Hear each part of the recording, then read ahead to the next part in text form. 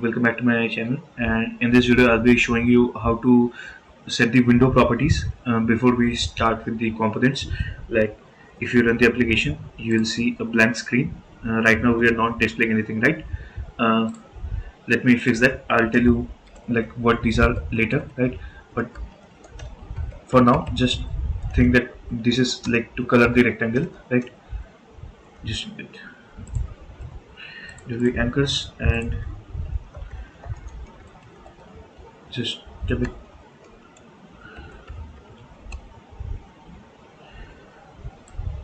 Just think of this as coloring the rectangle with random colors, right? I'll explain you later what this is. Anyway, let's run the application. Now you'll see a background color, like, so that it's like watchable, right? Anyway, like, it will change every time. Now first, let's observe something. The application demo is nothing but the title which you have written here, right? This title we can change it later. For example, here it says main.qml at the rate first project. Like, you can change the title like that. Second thing, if you observe, there is a icon here which is similar to this icon, right? Similarly, if you use the Qt creator, this icon here and the icon, this tray icon, both are the same, right? Now, most of the people, like, if they want to teach, they show how to do this later. This is a bit complex, but I like to show it first, because a blank icon does not look good, right? So I'll show you how to work with this in this video itself. Anyway, like, it will be a bit complicated, so don't overwhelm yourself. Anyway, before starting, I'll tell you something. Like, this is the QML file, right? When you work on a project, like a Qt QML project, in fact, there will be two things. First is the CPP side, right? The CPP side, which is the core part, or the back end. This is the back end, right? And the back end, right? And this is the front end, which we are working with right now, the QML, the UI part, right? Sorry, I this should be UI, and this is the QML file, right? So this is the UI part, what everything which is visible to the user, right? So this is the front end part, what is visible to the user, and this is the back end part, the code, the C++ side, where we can write the logic ourselves, right? For now, we won't be writing something which will be like very logical, so like which will require a lot of calculations. So for our first few videos, like, the front end will be enough. But yeah, this is the C++ file, and we will write the main logic here. Like, we'll add classes here and like work with the main logic. And when we want to display something, like if you want to show a button, an image, or a text, like, we'll work here, the UI part. So this is a QML file for the UI, and this is a CPP file or a C++ file for the backend, for the logic, right? So after, like, now that you're clear with that, like, let's first add an image, right? So for that, there are many ways to do that, right? I'll show you the easiest way, like, which will be much easier to follow, right? So first, what you need to do is either right click on add first project or source file, anything. Right click and click on add new, right? Click on add new. Here, go to Qt and click on Qt resource file. Now, what's a resource?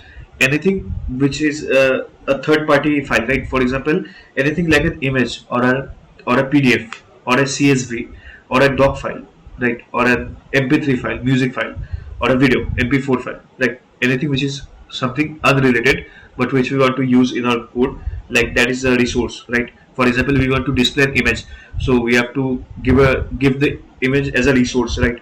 So this is exactly that. Now click on here. Now you can name it anything. For me, I'll name it resource. This is just the name of the resource file, for clarity purpose. Click on finish.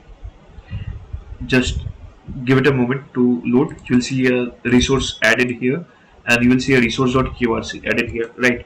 Now here, what you need to do is click on add existing file. Now before that, let me go to the project folder. So just click on main.qml, right click on it and click on show in explorer.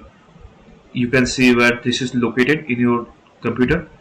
Now I'll go a bit back in local local directory. Okay, sorry, I fumbled a bit. Now this is an image which I want to use, so I'll copy this and I'll go to my project. Like, this is my project and this is the build file. For now, don't worry about this. Now go here and here I can directly paste it and use it, but that's not a good practice, right? So the best practice is like create a new folder and name it images, and all the images which you will use later, add it here, so that it's clear, like anyone who can come in and look into your project, like they can be clear that here images are loaded. If you follow the MVC architecture, you can like name it assets, and inside that you can like add images, right? But I'm keeping it simple, so just make an images folder, and inside that add this discord.jpg. Now come back to Qt Creator, click on resource, right click and say add existing files. Now go to images and select this one, right? And click on yes to all. It will be added to the disk. Now you're done with that, right? So if you expand this resources file, you can see in images you have discord.jpg, and it will load perfectly, right? But here's the catch. It will actually not load right now in Qt. I'll show you. I don't know why they've not fixed it, but let's say I give an image, right? It's a component to display an image. Now I'll give some width and height. Don't worry about what's going on. I'll teach all of this later. For now, if you have done a bit of web development or any development, you know that every image should have some width and height, and it should have a source, right? Now for source, I like click on this one, right click and copy URL. Now there are two things, path and URL. For QML or the UI part, always copy the URL, and for the C++ or CPP files, copy the path. Now this is the QML file, so I'll copy the URL and I'll paste it, and we should be able to see it, right? But if you observe, like you won't be able to see it right now. The image will not appear, and it will say cannot open qrc image slash discord something, right? It cannot open it, although we have added it, right? Now the problem is in CMake you have to manually add a flag which is set CMake underscore auto rcc on. Now what this does is it will copy all the resources which you have added into the build folder, right?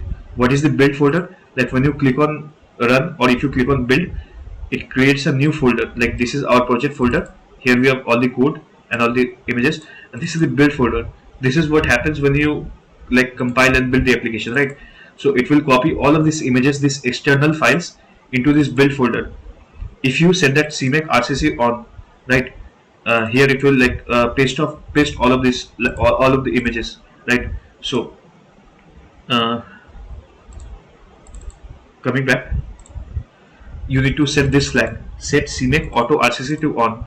Now when you run the application, clear this, you can see the image is loaded here, right? So now we just set the auto RCC to on, right click on it, add existing file, and select the file we want, and it will be added, right? I hope it's easy, right? Now after like we are done with this, we were aiming like to change the icon, like this tray icon and this title icon, right? So this is the window, right? This is a window component, and to set the icon of this window component, what you need to do is go to main.cpp, and in this app there is some property like app.set window icon. Now I know this can be a bit confusing, like, but if you think about it, in the main.kml, the parent, the root element is a window, right? What you are seeing, this is a window. Like when you run the application, okay, it will not run because I have not set this. Let me comment it.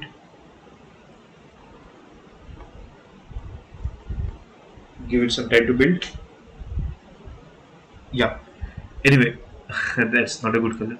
But anyway, this is a window, right? This is a window. Now, if you want to set the icon for this window, logically the function name should be set window icon, right? And this is done in the app, like the QGUI application app, like this. In this object we set the icon for the window, right? And obviously we need to give the actual icon, so for that I'll include Q icon, a class in Qt, and just don't be confused, like, and don't be overwhelmed. You will get all of this later. Right now, just like go with the flow, right? Uh, I am converting the image, like the resource, to an icon. So here, because this is CPP file, copy the path, paste it here. What this will do is, okay, give double quotes, it's a string, right? What this will do is, it will convert this image to a Q icon, and which is compatible with this function, right? And then it will send the window icon to that. Now let me run the application. Like, don't be confused, like you will get all of this later, right? For now, just like go with the flow. Yeah, if you see, the application icons are both set, right? So I hope that part is clear to you. And I'm thinking of like uh, making a part 2 where I show you some other features of Qt, right? So thank you for watching. Like, I'll show some other features in the next video. Take care.